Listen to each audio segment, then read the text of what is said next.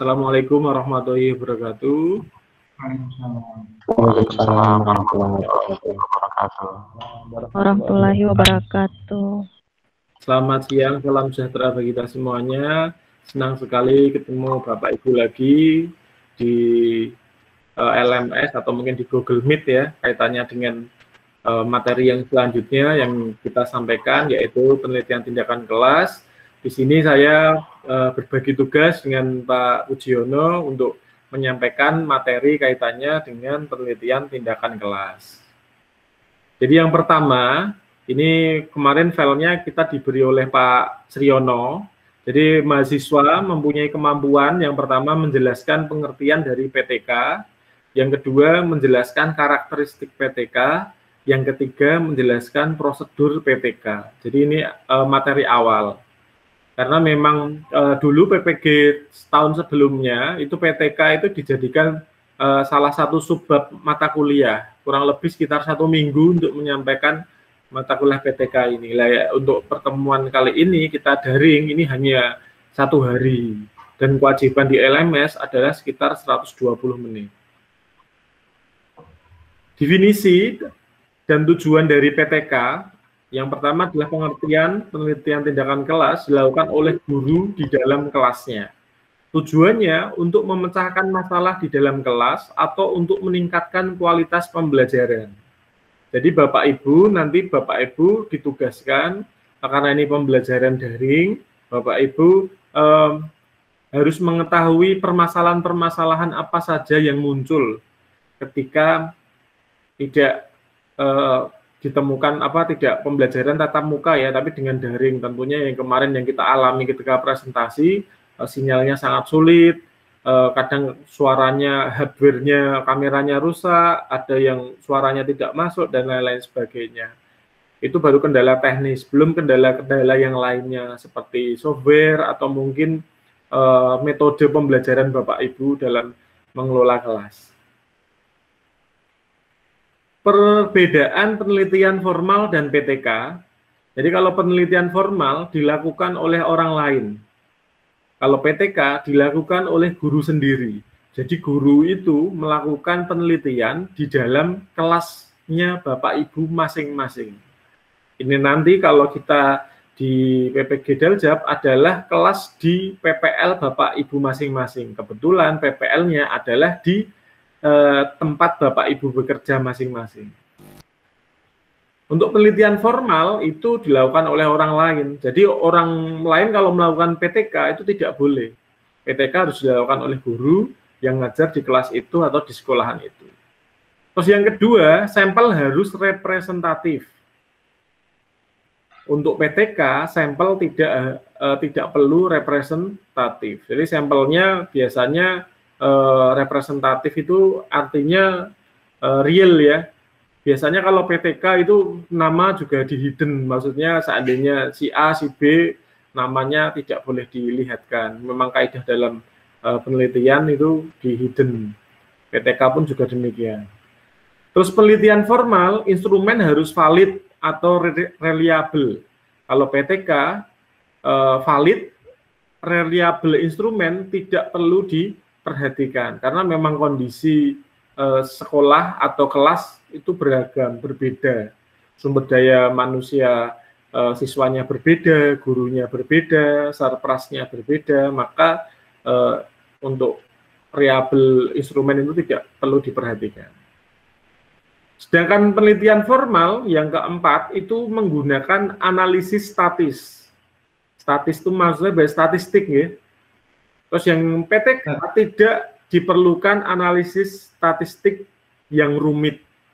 Bahkan banyak PTK itu yang menggunakan kualitatif, pendekatannya kualitatif. Ya kualitatif berarti artinya mendeskripsikan kelas itu dengan kalimat. Rata-rata biasanya Bapak Ibu di PTK itu menggunakan triangulasi metode. Triangulasi metode itu kualitatif, dia triangulasi apa yang dinilai? Contohnya triangulasi sumbernya siapa? Oh siswa, sumbernya siapa? Kepala sekolah, sumbernya siapa? Orang tuanya, gitu. Terus triangulasi metode. Triangulasi metode itu berarti menggunakan metode apa saja dalam mengambil. Dalam metode dokumentasi bisa metode interview itu bisa. Terus yang ketiga bisa menggunakan metode yang lainnya, video itu bisa masuk metode. Terus yang ketiga adalah triangulasi sumber.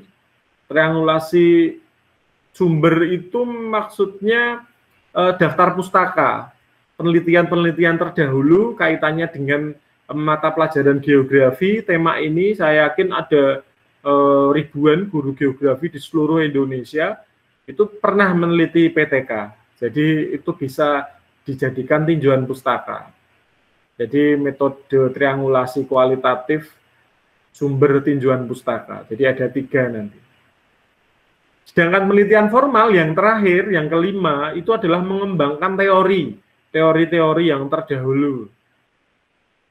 Contoh teori Alfred Wegener, teori apungan benua, kemarin dibahas di Bu Eka ya, kaitannya dengan biosfer, itu bisa dibahas di pengembangan teori itu. Apakah betul? Lebih lanjut, sedangkan PTK itu tidak membuktikan teori apapun, tetapi memperbaiki pembelajaran. Rata-rata PTK yang pertama hasilnya kompetensinya tidak lulus, nilainya 60, tapi yang kedua dengan metode pembelajaran yang berbeda, media yang berbeda, akan memperbaiki kualitas pembelajaran. Jadi siswa bisa lebih baik lagi dalam mengerjakan soal, mencapai kompetensi yang ada. Itu yang dimaksud dengan memperbaiki pembelajaran. Terus manfaat PTK, yang jelas yang pertama adalah peningkatan kompetensi guru. Jadi peningkatan kompetensi guru. Bapak Ibu guru dari golongan 3A ke 3B, 3C, dan seterusnya, ini menjadi salah satu syarat, yaitu membuat PTK, yaitu peningkatan kompetensi guru. Jadi untuk upgrade ya, upgrade kenaikan pangkat, terus mungkin juga bisa besok sesuai dengan peraturan bisa saja untuk syarat sertifikasi guru. Tapi ini belum ya kelihatannya. Terus yang kedua, peningkatan sikap profesional guru, jadi kompetensi profesional. Terus yang ketiga, perbaikan atau peningkatan kinerja belajar siswa. Jadi siswa lebih giat dalam belajar dan tentunya peningkatan kinerja. Yang keempat, peningkatan kualitas pembelajaran, yaitu meliputi media pembelajaran, ada metode yang digunakan, alat evaluasi yang digunakan. Alat-alat evaluasi sekarang menggunakan daring itu ada berbagai macam ya Bapak Ibu. Ada Edmodo, ada Kuiper, ada Google Classroom, ada Google Form. Bisa menggunakan email pun bisa, WhatsApp pun bisa. Yang terakhir yaitu sumber belajar. Jadi manfaatnya meningkatkan sumber belajar, alat evaluasi, metode, dan media. Selanjutnya adalah bidang kajian. Masalah belajar siswa di sekolah, yaitu desain dan strategi pembelajaran di kelas, media, alat bantu, dan sumber belajar. Selanjutnya menjadi sistem asesmen dan sistem evaluasi. Ini karena penting sekali, karena sorotan PTK biasanya ke sistem asesmen dan evaluasi antara kelas A dan B ataupun di dalam kelas yang sama. Selanjutnya mempengaruhi kepribadian siswa, ini pendidikan karakter. Yang terakhir adalah masalah kurikulum. Antara perbedaan kurikulum 2013 dengan KTSP, kurikulum 2013 yang revisi dan sebelum revisi, jadi seperti itu. Masalah kurikulum yang berubah-ubah ini tentunya akan menyebabkan PTK yang berbeda-beda. Maka guru untuk meningkatkan kompetensinya ketika kenaikan pangkat itu harus mengajukan PTK di kelas Bapak Ibu masing-masing. Terus selanjutnya, karakteristik PTK itu on the job, problem oriented, masalah yang diteliti real muncul di dalam kelas. Jadi seperti Bapak Ibu dari kemarin membuat media pembelajaran, perangkat pembelajaran, terus praktek pembelajaran, itu adalah real, on the job, problem oriented. Jadi tidak bisa kita mengada-ada. Apalagi dibuktikan dengan dokumen yang sudah diupload di LMS, video yang diupload di LMS itu adalah menjadi kondisi yang real. Terus yang kedua, problem solving oriented, berorientasi pada pemecahan masalah. Kira-kira Pak Edi, Bu Eli, ada Pak Ramdhani itu ketika menyampaikan ada permasalahan apa? Nah, biasanya Bapak Ibu kalau tidak ketemu itu biasa menyebar angketnya itu dengan Google Form. Jadi enak. Kira-kira kebetulan saya meneliti PTK kebetulan.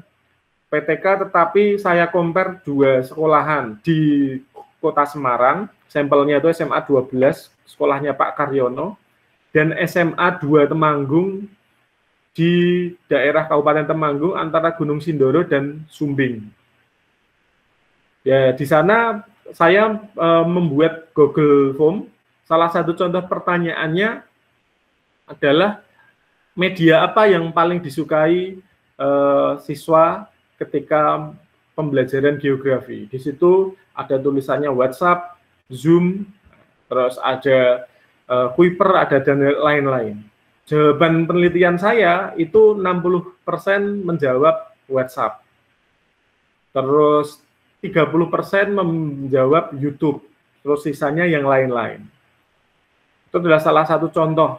Jadi kaitannya dengan orientasi dan pemecahan masalah. Terus masalah apa yang timbul ketika pembelajaran daring? Itu pertanyaannya, 1, tidak punya handphone. Yang kedua, sinyal jelek. Yang ketiga, dan lain-lain sebagainya. Rata-rata mereka menjawab sinyalnya. Jadi memang semua di seluruh Indonesia daring otomatis akan mempengaruhi kondisi provider.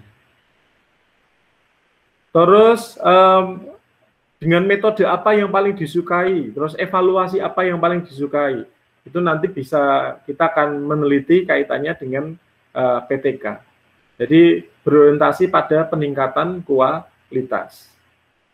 Terus yang keempat itu siklis atau terdiri dari beberapa siklus tingkatan. Jadi siklus itu berarti tahapan ya dalam pembuatan PTK, yaitu tahapan pertama itu berarti biasanya real, apa adanya. Terus tahapan yang kedua adalah siklus kedua, itu tahapan yang digunakan supaya kita untuk memecahkan masalah, memecahkan problem solving. Mungkin yang pertama itu dengan metode yang berbeda, ceramah biasa, ceramah dengan menggunakan WhatsApp, Messenger, chat, dan lain-lain. Tetapi ada permasalahan, maka kita bisa menggantinya dengan metode yang lain. Itu siklus 1 dan siklus kedua. Yang kedua adalah action, dilakukan tindakan tertentu.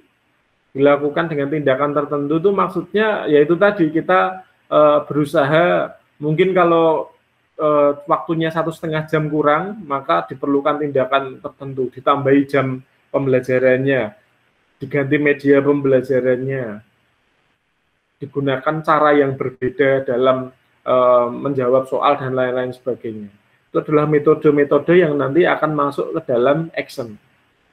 Terus ada spesifik kontekstual, itu spesifik kontekstual. Terus ada partisipatory atau kolaboratif, bila guru tidak mampu dapat bekerja sama dengan guru yang lain. Jadi ketika Bapak Ibu guru di SMA, kan saya yakin ada 2-3 guru ya, di dalam satu sekolahan. Kalau itu sekolahannya kecil, pasti dia single factor. Maka ini bisa kolaborasi. Dalam arti ya, memberikan materi pembelajaran, melakukan evaluasi, itu gantian. Siapa partnya, siapa bergantian seperti itu. Ketika guru tidak mampu, mungkin tidak menguasai IT, mungkin materi itu kurang mendalami, maka bisa melakukan kolaboratif. Selanjutnya prosedur PTK, yang pertama adalah planning perencanaan. Jadi nanti Bapak Ibu untuk ditugaskan yang pertama adalah planning perencanaan. Yang pertama adalah identifikasi masalah. Kira-kira diidentifikasi dulu permasalahannya apa, setelah itu baru perumusan masalah. Jadi kalau identifikasi masalah itu hampir mirip-mirip seperti latar belakang masalah. Itu bentuknya seperti paragraf ya. Tapi kalau perumusan masalah itu lebih spesifik. Biasanya bentuknya seperti kalimat. Terus yang kedua, identifikasi penyebab masalah.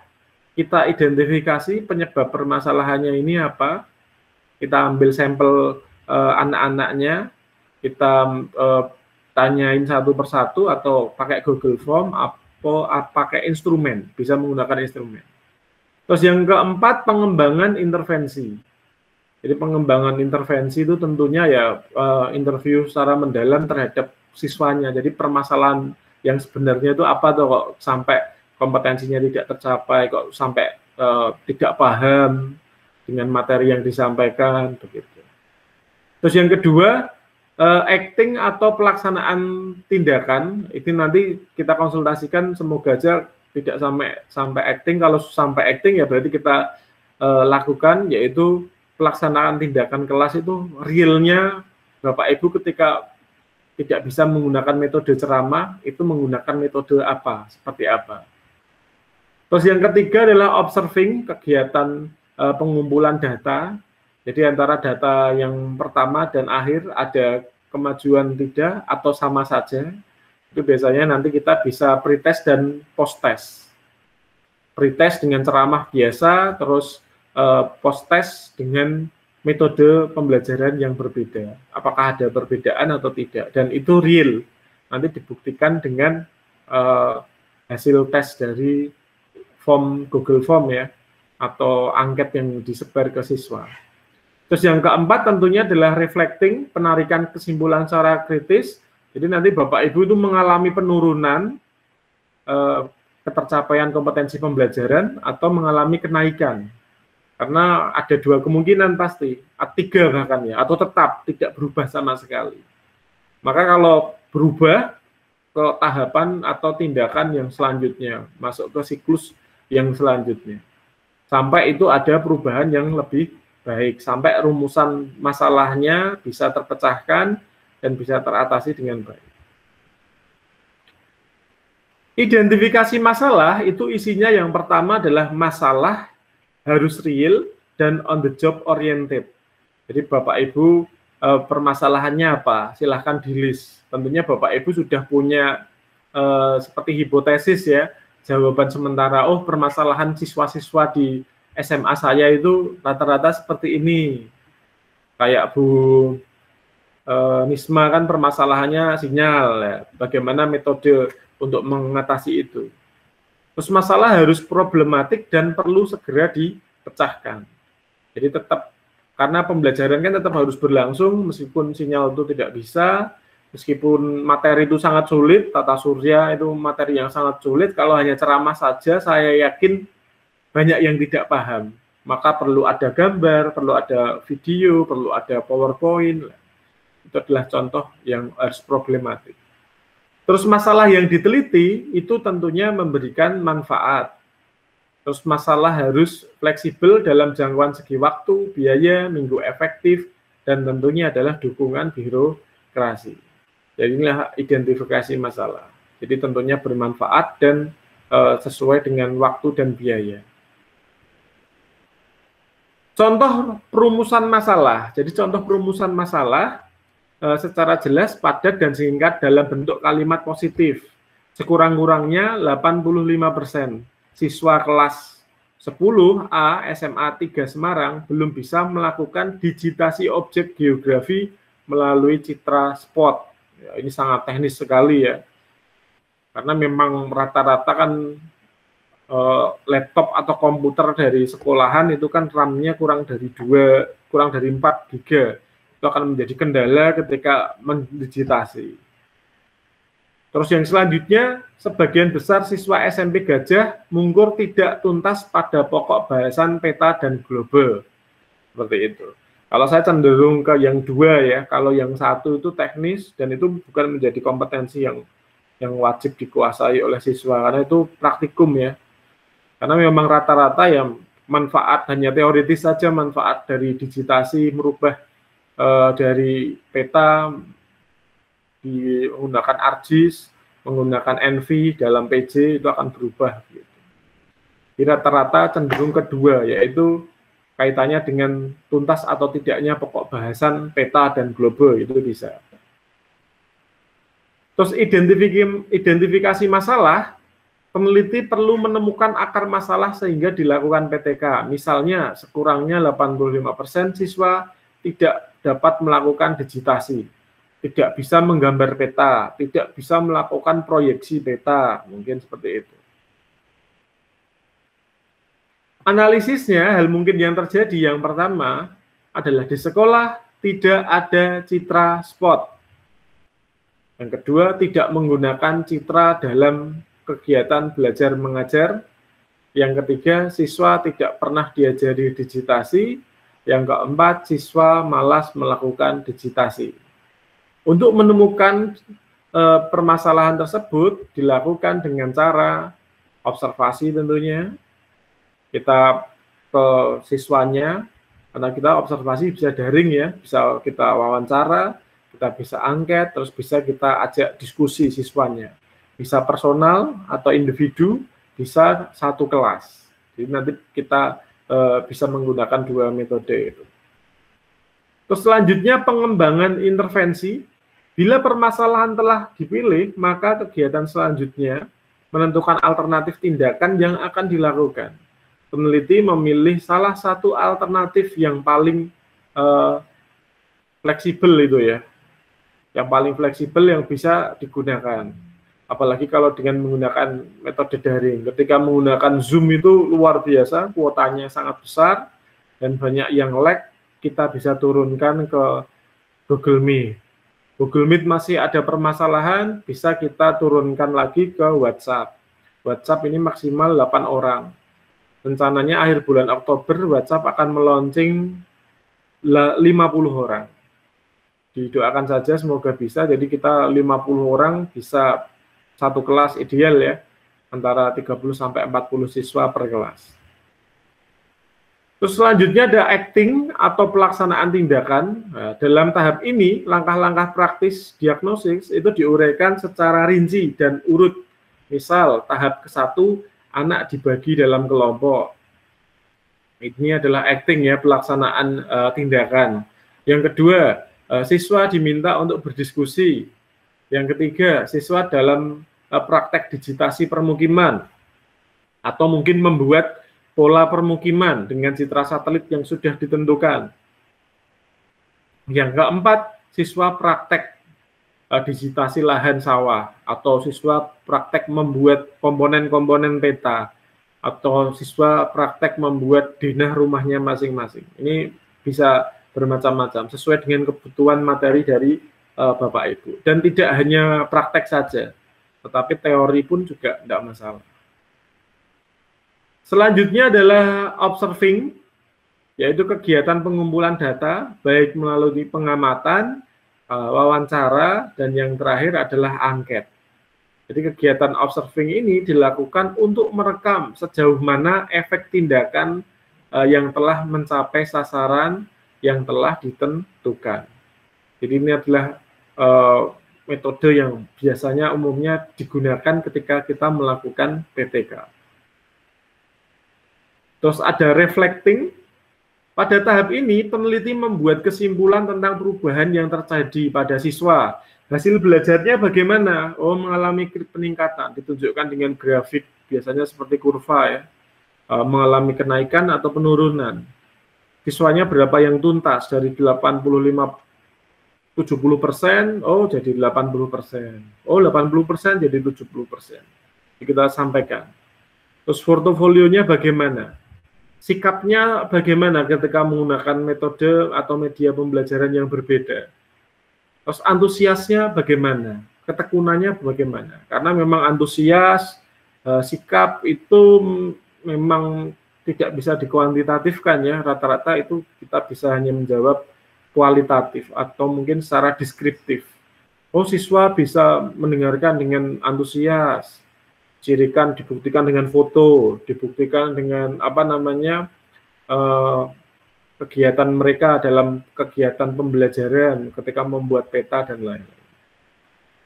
Terus suasana kelas itu ketenangan, keterbukaan. Ya, keterbukaan itu artinya adanya tanya jawab, tidak hanya satu arah saja dari guru, tetapi ada keterbukaan. Ketenangan artinya ya berarti sekolah dalam kelas itu tenang ya, kondusif dalam pembelajaran, tidak rame, gerak-geriknya tidak fokus, sikapnya tidak sikap sempurna. Meskipun itu web meeting atau pembelajaran online pun akan terlihat itu. Siswa yang menyepelekan gurunya, siswa yang dia hormat terhadap guru, itu bisa indikator menjadi penilaian dalam suasana kelas maupun sikap. Terus guru, pengelolaan kelas, penguasaan variasi, metode mengajar, dan kematangan emosi. Jadi pengelolaan kelas itu juga kalau daring ya dibuktikan dengan foto-foto ya. Kalau kita lihat guru berarti kita explore ke gurunya dalam pengambilan videonya seperti apa. Terus apabila peneliti belum puas dalam dapat dilanjutkan ke siklus yang kedua, begitu seterusnya. Ketika itu dengan metode yang berbeda tetapi hasilnya tidak ada perubahan, bahkan mengalami penurunan atau stagnan sama, maka peneliti bisa menggunakan metode yang lainnya. Ada siklus 2, siklus 3, siklus 4, dan seterusnya. Jadi alur pembuatan PTK, Bapak Ibu, itu yang pertama tadi adalah mengidentifikasi masalah, terus ada alternatif, permasalahannya apa, terus kita acting, kita tindakan, kita observasi, kita analisis, kita refleksi. Selesai. Ketika dengan menggunakan metode pembelajaran, Bapak Ibu bisa membuktikan ke reviewer bahwa ada peningkatan, ada sesuatu hal yang baik dalam kurva, dalam refleksi, dalam hasil belajar, dari sikap, dari dalam kelas, itu akan cukup di siklus 1. Tetapi ketika di siklus 1 itu belum tuntas, kompetensinya belum terpenuhi dengan baik, sikapnya masih tidak baik, kepribadiannya juga masih kurang baik, maka dilanjutkan ke siklus yang kedua, dan begitu seterusnya. Tapi rata-rata saya pernah melihat mereview pekerjaannya Bapak Ibu, rata-rata maksimal ya sampai ke siklus 2 atau 3. Itu sudah mentok sekali. Karena itu kan satu siklus itu mendeskripsikannya luar biasa sekali banyaknya. Terus selanjutnya, penyusunan proposal PTK, itu ada hal-hal pokok dalam PTK. Yang pertama adalah judul penelitian. Jadi judul PTK-nya spesifik kelas, sekolahan mana, materi pembelajaran apa, menggunakan metode atau media pembelajaran apa. Terus ada latar belakang masalah, tadi sudah saya jelaskan. Terus ada perumusan masalah, kita spesifikkan masalahnya ada berapa, ada 2, minimal ada 2 ya, 2, 3, 4, dan seterusnya. Terus cara memecahkan masalah, jadi kita cara memecahkannya seperti apa, kita harus punya hipotesis bagaimana solusinya. Terus kelima, tujuan dan manfaat penelitian, bagaimana kita tujuan dan manfaat penelitian. Terus yang keenam, kerangka teoritik dan hipotesis tindakan. Kerangka teoritik itu berarti teori-teori yang akan kita gunakan menurut para ahli media pembelajaran, sumber belajar, bahan ajar, dan lain-lain. Terus hipotesis tindakan. Kira-kira ketika siswa itu tidak bisa praktek membuat komponen-komponen peta, kira-kira metode apa yang bisa digunakan? Oh, membuat video tutorial. Nah, mungkin itu hipotesis tindakan. Karena kalau disampaikan secara verbal, tentunya tidak akan paham. Terus rencana penelitian. Rencana penelitian itu biasanya seperti bagan sampai kegiatan siklus 1 selesai, selanjutnya ke siklus yang kedua. Selanjutnya, jadwal penelitian itu time schedule ya. Jadwalnya melakukan siklus 1 itu butuh berapa minggu, butuh berapa kali pertemuan, itu adalah jadwal penelitian. Yang terakhir adalah daftar pustaka. Tentunya daftar pustaka adalah sumber-sumber materi, sumber-sumber metode, media, bahan ajar, dan mungkin teknik dalam pengambilan data itu bisa masuk ke dalam daftar pustaka. Terus ada rencana penelitian. Ini meliputi setting penelitian, settingnya di mana, di kelas di mana, di sekolahan apa, terus rencananya seperti apa, jenis atau cara pengumpulan datanya, oh bisa dokumentasi, bisa Google Form, bisa video, bisa foto, bisa interview, rekaman interview, macam-macam ya. Terus ini indikator kinerja keberhasilannya apa? Apakah hanya kompetensi saja, apakah sikap, ataukah ketenangan dalam pembelajaran, atau mungkin yang lainnya. Atau kemampuan skill dari masing-masing soft skill dari siswa didik itu juga bisa. Terus yang terakhir, tim peneliti dan tugasnya. Selanjutnya adalah setting penelitian, itu uraian di mana penelitian dilakukan, kelas berapa, karakteristik siswa tersebut. Karena ada sekolahan yang karakter siswa, contohnya satu sekolahan yang dikelompokkan, mohon maaf, yang rajin-rajin dikelompok dengan yang rajin-rajin, dengan mungkin ranking 10 besar, tapi ada kelas yang itu dia kurang, pembelajarannya masih kurang, mungkin banyak yang tidak naik kelas atau tinggal kelas, itu ada yang seperti itu. Tapi ada yang di random, itu juga bisa. Jadi karakteristik itu bisa dideskripsikan. Terus selanjutnya rencana tindakan, perencanaan, menyusun alat, pengumpulan data, RPP, membuat media, alat evaluasi, terus ada implementasi berarti pelaksanaan, tahap-tahapan tindakannya, observasi, dan yang terakhir adalah analisis serta refleksi. Itu rencana tindakan. Terus data dan cara pengumpulan data PTK ada dua, yaitu data kuantitatif, misalnya yaitu hasil belajar.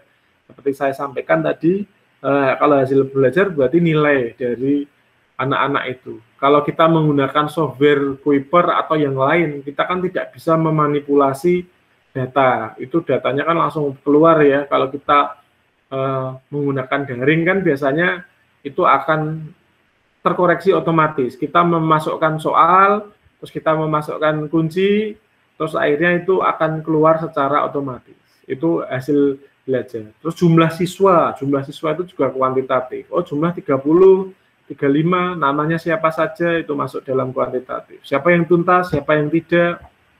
Jumlah buku, jumlah siswa yang sering bolos. Tentunya kalau menggunakan Google Form atau Google Classroom itu akan terlihat juga terekap secara otomatis siapa yang membolos, siapa yang tidak, itu masuk data kuantitatif.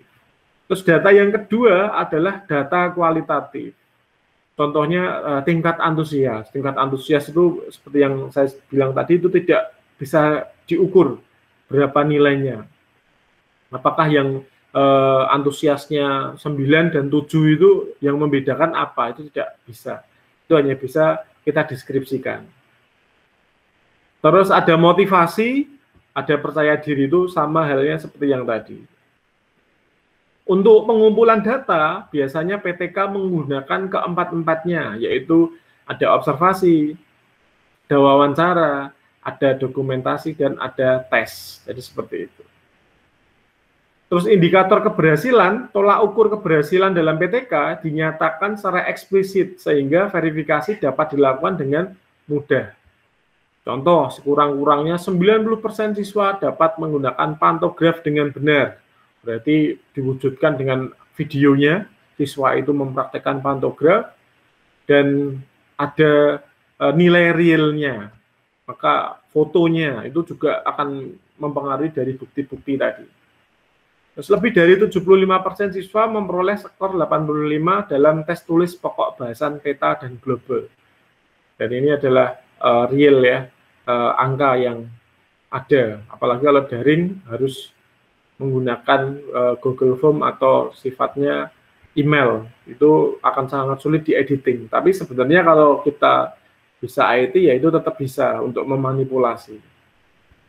Terus selanjutnya hasil penelitian dikemas dalam rangkaian siklus-siklus dan tidak diletakkan secara terpisah, tetapi diintegrasikan dalam siklus-siklus, tabel, diagram, grafik.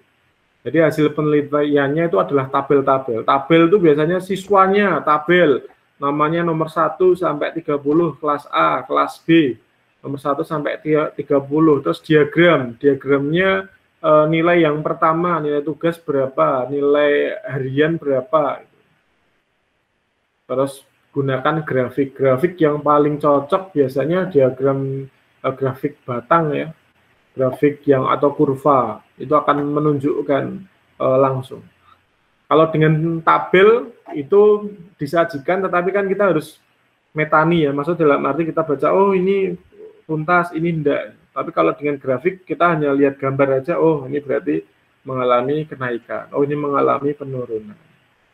Terus data otentik adalah karangan, gambar, foto, hasil karya yang nyata. Contohnya ketika siswa mengerjakan soalnya seperti apa, jawaban siswanya seperti apa, itu harus terdokumentasikan dan itu akan dilampirkan. Kalau membuat peta, ya lampiran peta itu difoto satu-satu, dilampirkan.